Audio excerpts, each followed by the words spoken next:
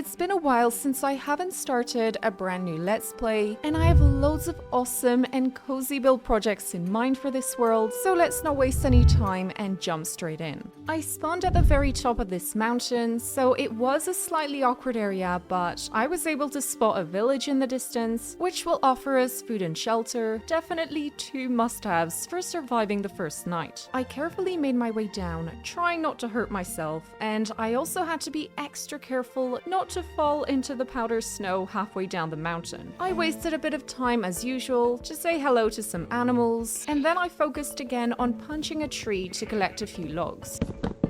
I used them to make a crafting table and crafted an awful and yet essential tool, the mighty wooden pickaxe. On my way to get some stone, I noticed this cow was stuck at the entrance of a cave, so I dug up some dirt blocking her way out so that she could enjoy freedom once again. Yeah, that's a happy cow right here. I collected some coal for smelting and crafting torches, as well as a couple blocks of cobblestone to upgrade my pickaxe to a stone one. I decided it was time to head over to the village, and I had the courtesy to warn this villager I was about to loot his home, but he seemed pretty unbothered about the idea. I crafted a stone hoe, axe and shovel, and used the former to collect some hay bales quicker, which are great for crafting bread, feeding animals, and even decorating. I spotted a whole bunch of pigs, and I'll probably make them a cozy home later on in the Let's Play. I'm not sure what this one is doing. He actually reminds me of Bailey from my 100 Days on an Island video, so when I come back to get the pigs, this lad will be Bailey. By the way, if you'd like to support the channel, you can get an adorable Tootsie mug to enjoy a warm beverage while watching the videos. I noticed there was an enormous group of villagers at the meeting point. Like, this wasn't just a village, but a proper city. I'll do my best not to get all these guys killed by zombies, so that hopefully we'll have them around later on when I start trading. Now, very important, I went to collect all the potatoes I could find from the crop fields, because roasted potatoes are my favorite Minecraft food, and probably IRL too. I found a chest with some more potatoes inside, as well as bread and apples, and as the night was falling, I followed this villager inside a house and kindly asked his friend if I could sleep. No, I didn't kick the poor guy out of bed. I don't see what you mean. The next morning, I had a look at the gorgeous mountain I had just climbed down from, and we are definitely going to build our starter house with this stunning view in the background. I said hello to some more animals, and then slowly crept down to the entrance of a dripstone cave, but realized venturing inside with no decent weapons or armor is a terrible idea when playing in hardcore. So we're simply gonna collect a bit of iron at the top to be able to craft a shield, which is a super important item early game, especially for blocking skeleton arrows and creeper blasts. I realized my best bet for getting iron safely was making my way back up to the mountain to mine the exposed ores on the peaks. I also got some more coal and almost mined this emerald with a stone pickaxe, but thankfully I remembered you can only mine it with an iron tool. While getting some more ores, my pickaxe broke, and of course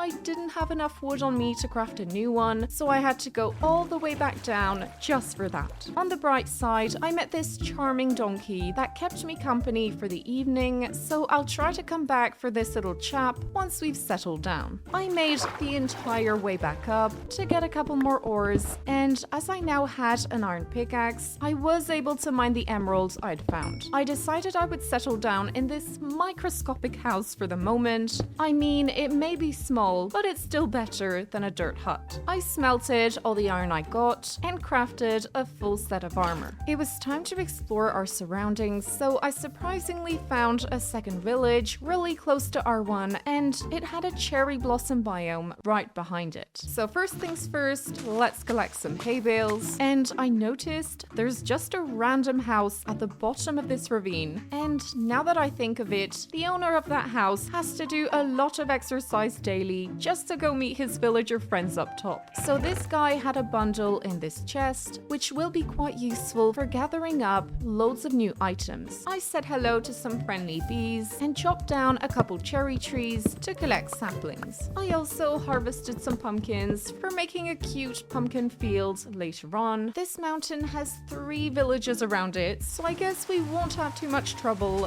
finding villagers. I saw some spruce trees in the distance, so I immediately headed in that direction because spruce is one of the best wood types for building in Minecraft. I was shocked to hear the new bark sound effect of the wolves. This feels so weird because I'm only used to the typical sound. I went to chop down a couple trees and collected saplings to be able to grow them back home. On my way back, I stopped by this diorite pocket to mine some because early game, this is one of the easiest white tone blocks to collect, and I'd like to use it for the walls of my first build. I also went to this cave to collect some dripstone blocks as I'd like to try them out for the roof, but in this video I'd like to show you guys that it's possible to use the blocks you have around you to make some really cute builds, and I'm also not playing with shaders to show that vanilla Minecraft can still look quite nice without them, and I expect a lot of you guys don't necessarily have computers that run shaders smoothly, so I'd like to prove they aren't essential for having an awesome looking base. The first build will actually be the entrance of our mine, so it'll be composed of a small hut with a stone tower on the side. We will of course use it as a starter house temporarily because later on in the video I will build a much larger house that will offer us more living space and storage. For the walls, I will incorporate some oak and birch wood, so I chopped down a couple trees in the nearby woods, and I also put a stack of cobblestone in the furnace to smelt. I feel it could be nice to get a couple animals, so I built a small pen and lured a couple cows, sheep, and 2 chickens inside. Now it's time to start working on the small tower, so I made a square and gradually built up using a mix of stone, cobblestone, and bricks for contrast. I then added smaller details like spruce slabs and trapdoors to make the rim, and some fences for making windows. Next, let's work on the little huts, so we're using oak to make the columns in the corners, and then a mix of diorite and birch logs for the main walls. The flooring will be out of oak planks, as it's a fairly light colored block, and it won't darken up the inside. So yeah, let's now gradually build up the walls, and finally we can work on the roof,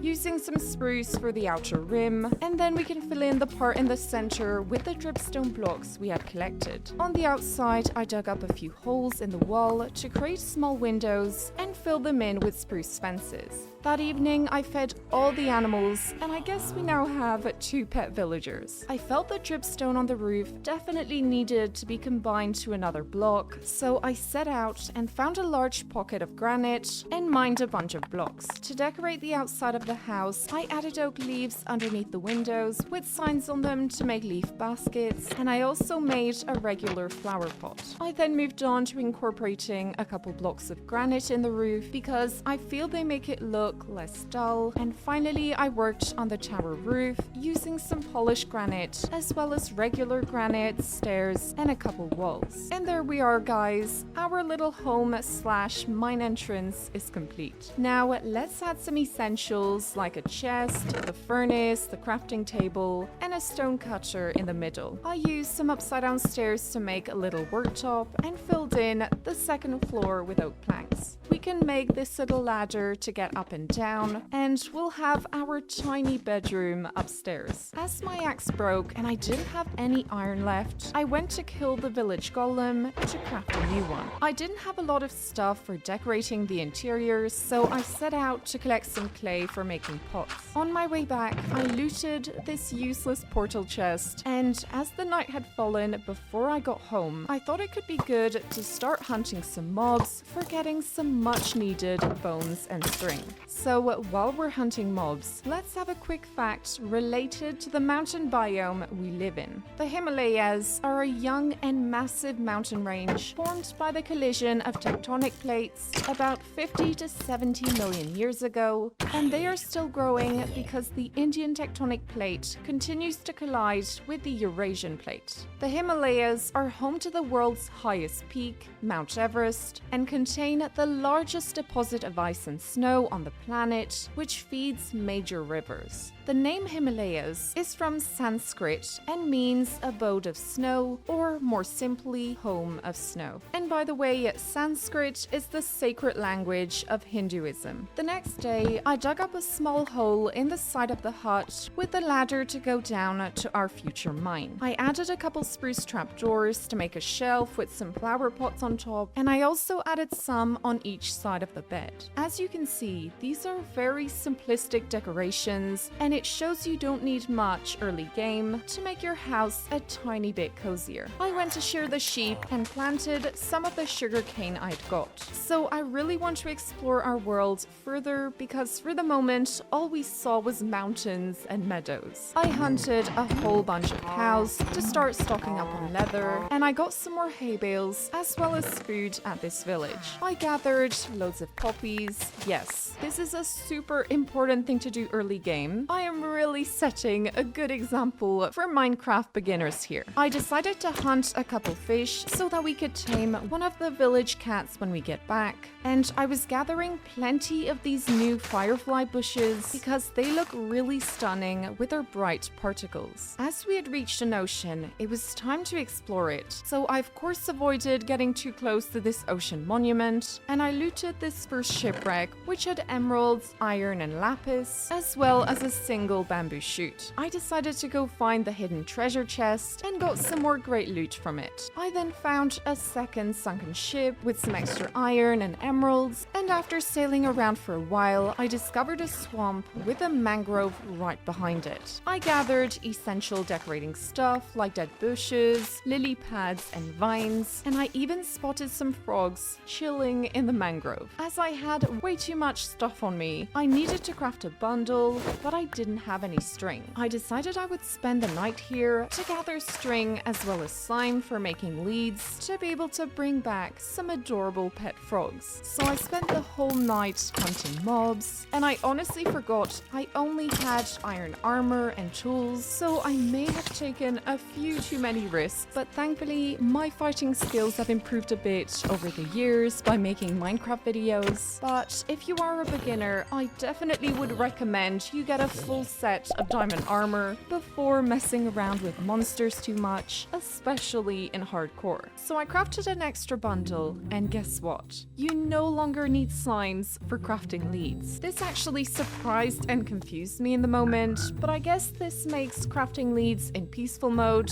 way more easy, so it's nice that Minecraft is making the game more beginner friendly, while at the same time keeping the more challenging sides of the game present, but optional. So let's get this little frog on a lead, and I just have to name him Trevor, after Neville's toad in Harry Potter. Trevor definitely needs a companion, and I know you can get these bright orange frogs in the regular swamp biome, so I looked around for a while until I finally found a group. This second frog will be called Caramel, which is a name that was suggested to me in the comments. So I brought our two little toads across the ocean and then all the way back into the mountains. It was a bit of a struggle to get them in the house, but with a bit of patience, I managed. So yeah, we've got our toad friends messing about in the house, and I guess Caramel likes walking all over my plant pots. I started adding loads of vegetation around the hut, and the firefly bushes really give a lovely atmosphere. And I also added some oak leaves here and there to make bushes, and finally I worked on making a little pathway at the front, adding oak and cobblestone for detail. So there we are, we've got our little home looking that much more cozy, and this is only just the beginning because I'm planning on making a proper base, combining utility and aesthetics with a home for our animals, some cute crop fields, and a slightly larger new house. As I had gotten fish in the river, I patiently followed this grey and white cat until he accepted to be fed, and this little kitty will be jazzy. So I sat her down in front of the house so that she would scare off any creepers to avoid any unpleasant surprises. I'm super excited for the next build we're going to make because it'll be a cozy barn for our animals with a field on the side. First things first, we need to go collect all the materials, including spruce wood, oak, granite, and loads of clay for making bricks. Let's make the most of this collection time by learning a bit more about the Himalayas region. The Himalayas stretch between Pakistan, India, Nepal, Bhutan, and China. The ongoing collision between the Indian and Eurasian tectonic plates causes stress to build up and release through seismic activity. Nepal is significantly impacted by seismic activity due to its location on the boundary of the Indian and Eurasian tectonic plates, making it one of the most earthquake-prone regions in the world. This tectonic collision causes frequent and often destructive earthquakes, such as the 2015 Gorkha earthquake, which devastated the country. So as I was preparing all the blocks and items for building, I didn't see the night had fallen, and when I came out the next morning, I saw that all my pet villagers had turned to zombies and were burning in the sun. Yeah,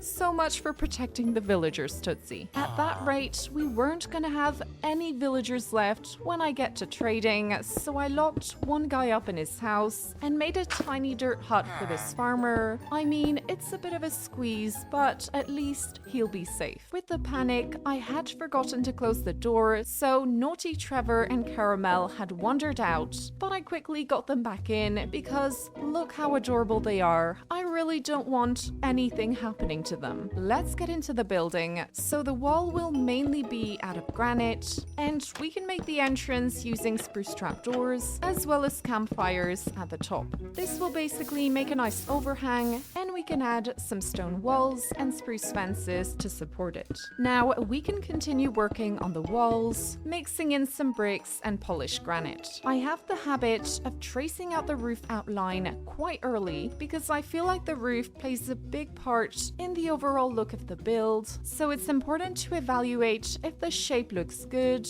and if it starts at the correct height. So if I could give a personal tip, I'd recommend not building the roof last, like at least make the outer rim early to see if it's well balanced and then finish up all the walls and decorations. And by the way, here we have a clear example of the importance of stepping back to see if your build looks right. So I thought the 2-block large windows would look nice, but realized 3 would be much better. So I had to extend the barn facade 1 block, and thankfully it looked better the second time. Next, let's continue the house skeleton. So what I mean by that is just tracing the outline to get the right height and length for the house before filling everything up and having to destroy and rebuild everything if it didn't look right. Once I was happy with everything, I started properly filling in the walls with the same mix of granite, bricks, and polished granite, and then I made a small roofed extension on the side, which makes the barn nicer to look at, and we could put the sick animals inside for them to rest and heal. I then added some more campfires to make the overhang above the back entrance with the same columns underneath for support, and finally, let's fill in this roof. So an interesting fact on Mount Everest in particular is that the number of hikers that reach the summit has significantly increased, with summit success rates doubling between the 2006 to 2019 period compared to the 1990 to 2005 period due to better equipment, weather forecasting, and experienced commercial guides. The trouble with the increase of hikers is that the narrow, single safety rope on the upper, steeper parts of the mountain causes queues. These traffic jams, combined with limited weather windows, which are basically short periods of good weather, and a large number of climbers, force people to wait at extreme altitudes where their bodies are already under immense stress from low oxygen levels, which is extremely dangerous and increases the risk of exhaustion, frostbite, and even death. After this fairly gloomy fact, let's now brighten up the video by making the field for our animals to run around in, and promise the next fact will be a bit more light-hearted. So I'm using some oak logs with slabs on them so that the animals can't jump out, and then we can add spruce fences in between. The barn is now complete, and we can start bringing all the animals in their field. For this little area here, we can replace the flooring with hay bales to create a soft bedding for sick animals to rest. By the way, I didn't tell you, but when I was luring the animals, I punched this cow to make more space for the animals to get through, so I think this poor cow deserves to rest here for a bit. I even put a cauldron with some water for her to drink, and then I started stacking up some hay bales in the corners of the barn to store them and decorate at the same time. I crafted some lanterns to place above the entrances, and I also placed down some pumpkins next to the hay bales and incorporated some in the floor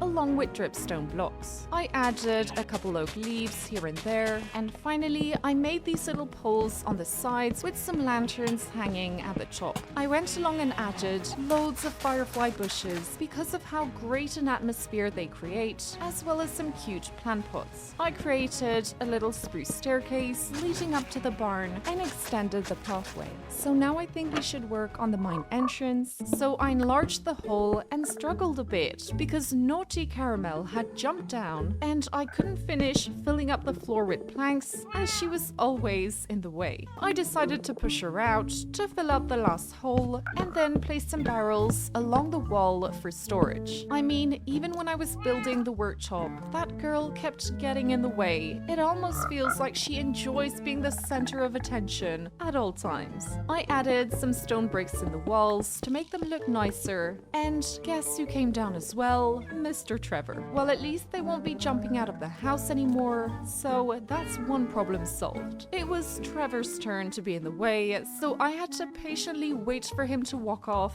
to be able to finish the stone brick wall. I mean, look at these two, strutting away like they own the place. I started digging down to create the mine and found a small cave, so after clearing out the mobs in the area, I gathered up some iron and coal. There wasn't much iron there, so instead I headed back up the mountain and mined some ores in the openings I came across. The next morning, I killed off a small group of pillagers because I didn't want them wreaking havoc on the village, and set to work creating some small crop plots out of dirt to make a farm. So the layout will be 4 identical 3x3 squares with a larger gap in between each group to walk across. I chopped down a large spruce tree and crafted loads of trapdoors that we will place all around each plot, and then we can fill in the X shape in the center with water to irrigate the nearby blocks. And finally, let's plant some wheat seeds, carrots, and the very important potatoes. So last but not least, we need to cover up the water with trapdoors so that we won't constantly fall in every time we harvest the crops. And there we go, guys. Our separate little crop fields are complete. On each side, I made a sort of entrance using stone walls and spruce fences, and then I wanted to take a short break from building,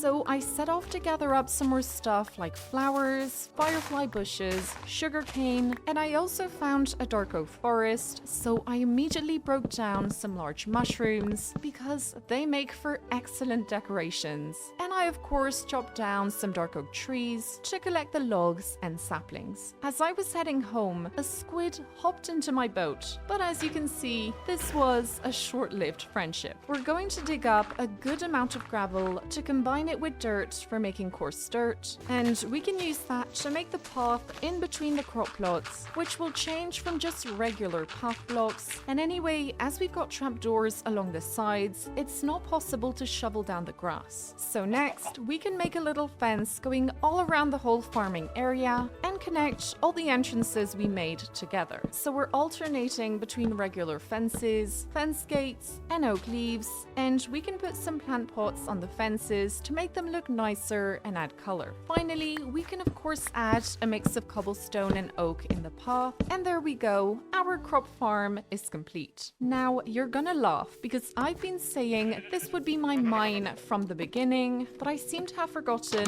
one small detail. Deeper dark biomes spawn right underneath meadows and mountains. So if I continue mining and setting off skull shriekers, we're gonna get killed by the warden instantly, so I had to abort the mission. Instead, I set out once more in the world to maybe find some extra loot and new biomes, while I think of a solution for getting diamonds without having to set foot in the deeper dark biome. And look at that, guys. Minecraft now has some stylish grey chickens with an Elvis Presley hairstyle. Very interesting. We actually came upon a pale garden, which looks fairly spooky as it lacks color and has cobweb-like vines hanging from the trees. I suddenly thought that the pale oak would look great for building our house because I love using white tone blocks for making walls, and this is the perfect opportunity to try out this block for the first time. After chopping down a couple trees, I picked up some of these flowers, which I think open up at night and light up, so they can be really cool to have planted around our base. I also gathered up some ferns in the nearby oak grove, and as I was heading back, I thought of a great alternative solution for the mine. I could simply jump into the ocean and start a mine from the ocean floor because I would reach diamond level way quicker as we'll start digging from fairly low down, and there wouldn't be any risk of triggering skull shriekers. And guess what? Things turned out even better than expected. I quickly reached an enormous underwater cave, so I swam to the bottom and found a whole bunch of exposed diamond veins that I mined thanks to the help of some doors for creating an air pocket. I was quickly able to upgrade all my tools to diamond, and I also very much enjoyed this creeper coming to say hello while I didn't have my shield for protection. I'm just really thankful we're underwater and the blast was less powerful. I continued mining diamonds, and I even found a regular cave, so I hunted all the mobs that had spotted me and then collected the extra diamonds there as well. I mean, this mining expedition was incredible, and I noticed in the comments that using doors for air doesn't work in Bedrock Edition, so I would recommend using magma blocks instead if any of you guys want to explore underwater caves for getting diamonds. Back home, I crafted a diamond chestplate and a helmet to be a bit more protected, and then I headed back down the river to collect some clay as I'll be using bricks for the roof of our next build. Now, for the more light-hearted fact I promised, Mount Everest is not the tallest mountain from base to summit, as the Hawaiian volcano Mauna Kea is taller measured from its underwater base. Also, its peak is not the farthest point from the Earth's center, a title held by Ecuador's Mount Chimborazo. The Himalayas are such a young mountain range. Yes, 50 million years old is considered young for mountains, that they are still growing by about an inch each year due to the collision of the tectonic plates holding the land masses upwards. And for a quick French lesson, mountain in French is montagne. And now, to put it in a sentence, il neige dans la montagne, which means it snows in the mountain. So snow in French is neige and mountain is montagne. So repeat after me, il neige dans la montagne. So well done if you managed to pronounce it correctly. Okay, so let's start building this house. I started off by tracing the main outline using pale oak logs, and then I stripped them all with my axe to reveal the pale white color. I then elevated the wall 2 blocks higher and stripped everything nicely. I created a little doorway using walls, fences, and campfires, and you know how important storage space is in a starter house. Well, we're gonna use up this entire lower chunk of the house just to make a horse stable. Yes, Tootsie and her cunning ideas amaze us every day. I know this is a bit silly, but come on. We're in Minecraft, so if I want my pet horses to live in my house, then there's nothing that can stop me. So I made 3 stall entrances, and just before we start working on the inside part, I'm going to build the roof like I mentioned previously to be sure the overall shape of the house looks nice. So we're using some dark oak for the rim, and we can also continue filling up the walls with pale oak. We can add trapdoors to make shutters on the second floor, and next, let's fill up the whole roof with bricks and and we can add dark oak slabs at the very top. As the pale oak on its own looks a bit bland and sad, we're also going to incorporate some birch logs as they have these cute black spots on them. Underneath the upper windows, we can add leaves with plant pots on them and signs all around to hold them up. I got attacked by some more annoying pillagers, and once I'd cleared them, I started working on a small roofed entrance on this side for the horses. Guys, it's important to make the most of Minecraft for doing things you can't really do IRL, like having horses, living in your house, or any other silly idea. This was actually what drew me to Minecraft in the first place. Just having the freedom to do whatever you want in a game is really nice. So in the first stall, I was able to add a cauldron for water without it being accessible for the horse to jump on it, but in the two other stalls, I had to be a bit more creative, so I used some stairs and trapdoors to make these small water troughs, and I added barrels on top for storage with trapdoors on top, which would prevent the horses jumping up. I added a couple hay bales and spruce slabs on the floor for the bedding and filled up the troughs with water. I then filled in the ceiling above using some slabs with this sloping up effect, and I stored some hay bales in a barrel to be able to feed the horses when needed. So now for an essential moment when starting a new Minecraft world, let's get some horses in our starter house. I got two gorgeous black horses, so the one with the spots will be called Candy and the darker one will be Cole, and these are both names you have suggested to me in the comments of my latest video. So I put Mr. Cole in his cozy stall and befriended this brown horse called Jenny after a viewer from the Philippines. And finally, let's put Candy in the third stall. And to be honest with you, I love having horses in my starter house. I'm really bringing my childhood dreams to life here. Now for the floor above the stables, I first need to even it out with spruce slabs so that we can use it for storage later on. Yeah, I just remembered we don't have any pigs, so let's bring Mr. Bailey and one of his pig friends into the animal field.